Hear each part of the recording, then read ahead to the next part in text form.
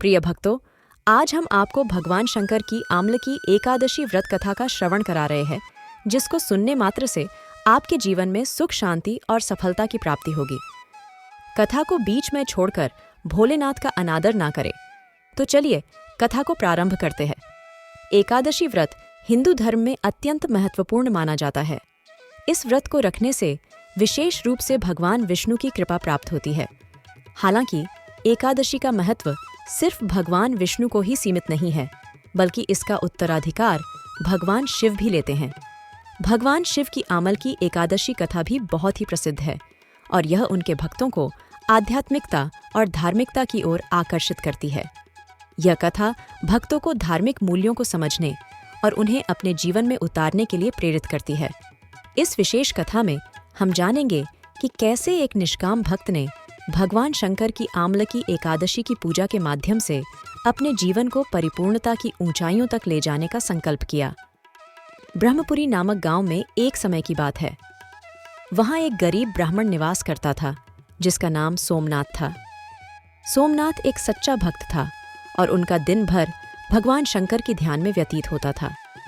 उन्होंने अपने जीवन में समृद्धि और सुख की कामना की बजाय आत्मिक शांति और आनंद की कामना की। एक दिन उन्होंने अपने गांव के मंदिर में जाकर भगवान शंकर की पूजा की और उनसे आशीर्वाद मांगा। सोमनाथ ने भगवान शंकर की पूजा करते समय अत्यधिक भक्ति और श्रद्धा का प्रकटीकरण किया। उन्होंने ब्रह्मा, विष्णु, महेश और अन्य देवताओं की भी पूजा की।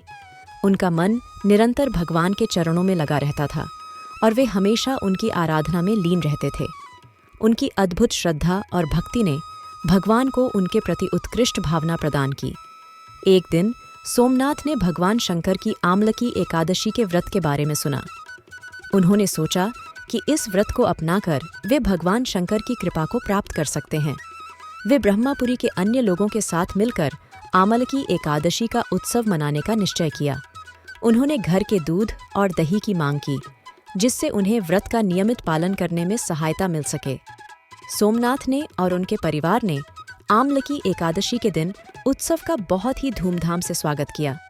सभी ने अपने घर के मंदिर में जाकर भगवान शंकर की पूजा की और उनसे आशीर्वाद मांगा। उन्होंने व्रत का पूरा पालन किया और अन्य लोगों के साथ भजन कीर्तन किया। उन्होंने भगवान की स्तुति और महिमा की गाथाएं गाईं और उनके प्रति अपनी भक्ति और श्रद्धा का प्रकटीकरण किया। जब सोमनाथ ने आमलकी एकादशी का व्रत किया तो उन्हें अत्यंत आनंद महसूस होने लगा। उन्हें अनंत सुख और शांति का अनुभव होने लगा, जिसे वे कभी पहले नहीं महसूस करते थे। उन्होंने अपने दिल की गहराइयों से आत्मा को संबोधित किया और उन्हें अपने आप में अद्वितीय अनुभव का आभास होने लगा।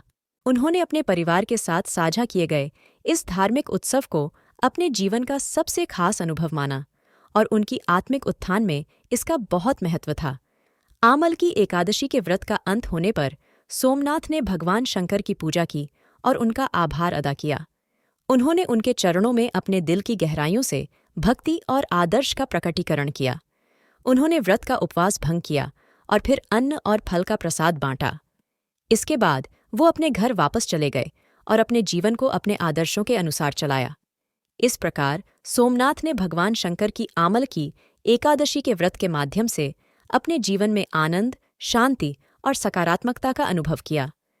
उन्होंने धार्मिकता और आध्यात्मिकता के माध्यम से अपने जीवन को सर्वोत्तम बनाने का संकल्प किया और उन्होंने अपनी आत्मा की ऊंचाइयों तक पहुंचने के लिए भगवान की आराधना की। इस कथा से हमें यह सीखने को मिलता है कि भगवान की भक्ति में लगने से हमारा जीवन उत्तम और समृद्ध होता है। इसलिए हमें निरंतर भगवान की आराधना में लगे रहना चाहिए और उनके प्रति हमारी श्रद्धा और आदर्श को बनाए रखना चाहिए।